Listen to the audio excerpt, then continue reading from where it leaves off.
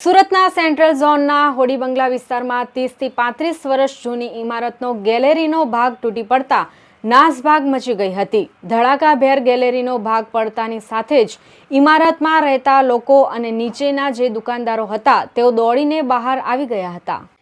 સુરતના central zone વિસ્તારની ઘટના બનતા 4 વિભાગ દોડતું થયું હતું। કોર્પોરેશનથી થોડી જ આગળ જૂની ઇમારતો આગળનો ભાગ ધરાશાયી થયો હતો। લોકો ડરી ગયા હતા। ઘટના બની હતી તે સમયે નીચે દુકાન હોવાને કારણે કેટલાક લોકો નીચે ઊભા હતા, જે પૈકી કાટમાળ નીચે એક વ્યક્તિ દબાઈ ગયો હતો। ફાયર વિભાગ આવે તે પહેલા સ્થાનિકો દ્વારા તાત્કાલિક કાટમાળને દૂર કરીને કાટમાળ નીચે દબાયેલા વ્યક્તિને ખસેડી હોસ્પિટલે ખસેડવામાં આવ્યો હતો।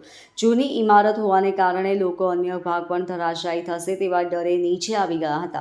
ફાયર ઓફિસર બળવંત રાજપૂતે જણાવ્યું હતું કે ઘટનાનો કોલ મળતાની સાથે જ ઘટના સ્થળ ઉપર ફાયર વિભાગની ટીમ પહોંચી ગઈ હતી। મોગલીસરા, કતારગામ અને ઘાંચી શેરીના 3 ફાયર સ્ટેશનની ગાડીઓ ઘટના સ્થળ ઉપર પહોંચી હતી। પોલીસની ટીમ પણ ઘટના સ્થળે પહોંચીને અવરજવર બંધ કરી દેવામાં આવી હતી। તેમજ સતત એનાઉન્સમેન્ટ કરવામાં આવ્યું હતું અને લોકોને નીચે બોલાવી લેવાયા હતા। ગેલેરીનો ભાગ તૂટી પડતા એક વ્યક્તિને સામાન્ય ઈજા થઈ છે। અમે પહોંચીએ તે પહેલાં સ્થાનિક લોકોએ તેને કાટમાળ નીચેથી બહાર કાઢી લીધો હતો। હાલ તેની સ્થિતિ સ્થિર હોવાનું જાણવા મળ્યું છે। શું ઘટના બની? હું સબ ફાયર ઓફિસર બલવંત સિંહ।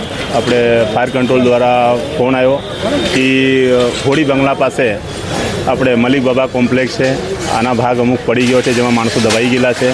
એટલે મોગલીસરાનો fire team, Katargam fire team और घांची शरीर फायर टीम 3 गेटनी गाड़ियों तरत ज आ जग्याए આવી। આ જગ્યાએ આવ્યા પછી એક વ્યક્તિને સમાન ઈજા હતા, જે પબ્લિકે આને બહાર કાઢી દીધેલો હતો और પછી લોખાસ હોસ્પિટલ મોકલી આપ્યો। પછી જે ઉપર 45 થી 50 માણસો ઉપર હતા તેને તરત જ પાછળને રાતું રેસ્ક્યુ કરી બધાને ફટાફટ નીચે ઉતાર્યા। और એમ જણાવ્યું કે જે નીચેના દુકાનો છે આ દુકાનોમાં 2-3 માણસ ફસાયા છે, લેकिन આપણે શટર તોડી અંદર બી ગયા, પાછળથી ભાગથી અંદર આવ્યા એટલે તપાસ કરી, લેकिन કોઈ હતો નહીં।